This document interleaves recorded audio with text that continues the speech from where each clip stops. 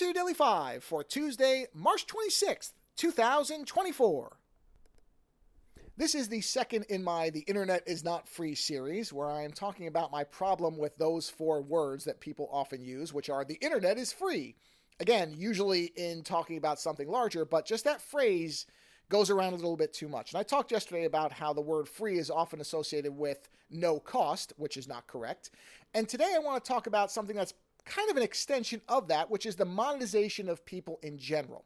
And the fact that one of the reasons that, again, I say the internet is not free is because monetization itself, the idea that some people, and this has been widely covered. So again, I'm not giving you anything new in this particular arena, but there is this idea, and I think it's a very valid one, that people can make a decision and should have the ability to make a choice where if they want something for a lower cost or in a free fashion of some kind, or a low cost or no cost option, that they are allowed to trade some valuable piece of information about themselves in exchange for that service or product or whatever, and they should be able to do that. There are people who say, oh, no, it should never happen. No. People can make decisions that they want to make. That's fine.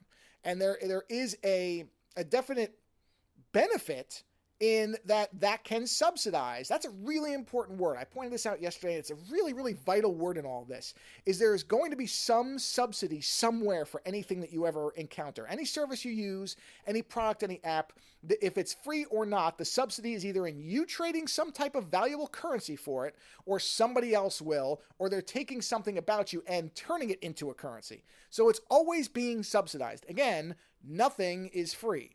So I think the problem with the current scheme, because I've heard people say, well, if there weren't ads, if there wasn't monetization, then you wouldn't have websites, you wouldn't have this, you wouldn't have that. And that, to some degree, makes sense until you start realizing how much of this stuff is invisible to you. In fact, the episode that spurred this whole series, in that episode, Steve Gibson is talking about an individual who did not realize how much information the internet-connected car that was purchased, that they were driving, was providing back to an insurance company to then inform them on rates.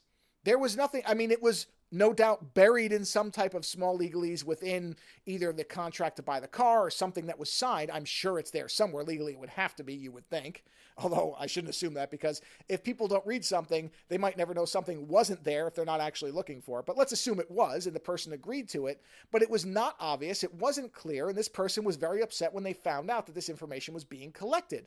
And that happens all over the place. Much like the idea that people think that free Wi-Fi is free, when it isn't, there are a number of things where you encounter data collection and don't know it. You agree to something that you think you're agreeing to one thing, and you are, but then there's 2, 3, 4 things underneath that all say, oh, by the way, we're going to take all of this stuff from you without your explicit knowledge, and we're going to use it to make money. Whether that benefits the service, app, product, whatever that you're using or not, we're going to go ahead and do that. In fact, I would bet that almost every company that could collect and monetize private data would do so whether there was a benefit to the product or the offering they have or not, because there's money in it, so they're going to go after it.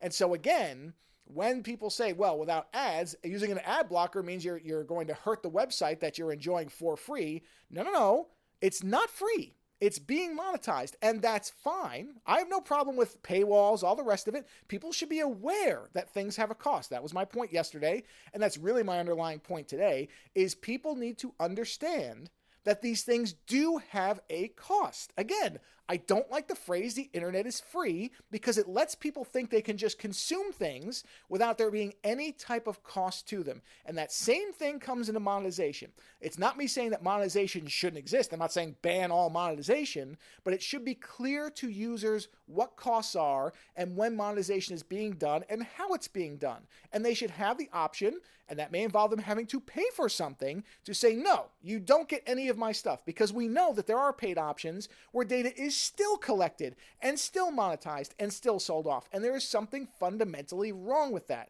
So again, this is not me saying that monetization should be banned tomorrow. It's just that it should be clear that it's happening, and users should have some option, whatever it is, to be able to get out of it. Because otherwise, what we find out is exactly what this person found out through their car, that their information is out there on the free market without them having any awareness or potential benefit from it. Later.